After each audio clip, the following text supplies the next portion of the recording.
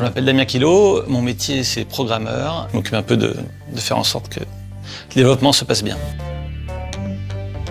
J'ai fait une prépa, après j'ai fait une école d'ingénieur, l'ENSIMAG, et j'ai rencontré là-bas ceux avec qui on a monté Nadeo avant que ce soit Ubisoft qui nous rachète et qu'on devienne Ubisoft Nadeo.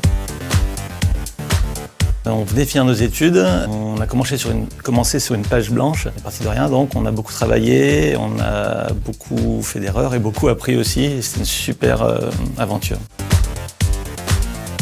Je suis assez fier quand même de tout ce qu'on a accompli avec l'équipe, je suis content qu'on soit resté beaucoup d'anciens du début et je suis fier aussi de ce qu'ont pu faire les joueurs avec tout ce qu'on leur a apporté. Je fais du foot comme sport. La lecture, je suis dans un club de lecture et aussi je programme dans mon temps libre aussi parce que ça m'intéresse. Voilà.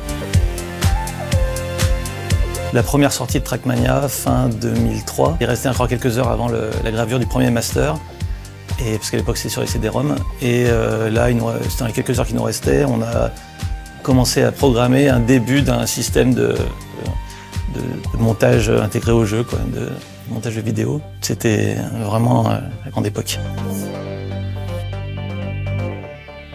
Alors Trackmania, ça m'a rendu fier, mais il y a un moment quand même dans l'histoire de Nadeo où quand on a réalisé Shootmania, qui est un jeu moins connu, mais on a eu une sensation de plus de fierté, de travail bien fait, accompli. La sortie de Shootmania, ça restera un moment particulier pour nous dans l'histoire de Nadeo. Et c'est un super jeu encore. Alors, on me dit que je suis assez doué pour reconnaître les vêtements des gens, les nouveaux vêtements qu'ils ont, et les parfums aussi. Je suis pas mauvais dans la reconnaissance de parfums. C'est plutôt avant les années, à la fin des années 90, ou au milieu des années 90, quand il y a eu les premiers jeux en full 3D, où là, j'ai vraiment eu l'impression qu'on passait dans une autre dimension, c'est le cas de le dire, où ça a été une révolution.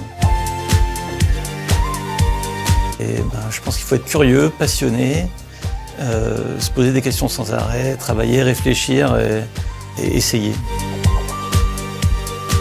Quand j'étais jeune, c'était les grandes époques des Atari, Amiga, et là, tout me faisait rêver. Et après, il y a eu des jeux pour lesquels j'ai vraiment eu des émotions assez fortes. La première expérience de jeu FPS en réseau, je dirais que c'était des moments assez marquants, comme Quake. J'essaie de les faire jouer à des jeux intelligents, qui sont variés, qui font appel à l'intelligence plus qu'à la répétition systématique de même tâches.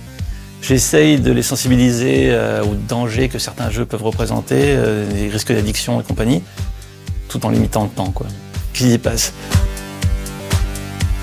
J'espère que le jeu évolue vers des formes ludiques mais bénéfiques aussi pour tous.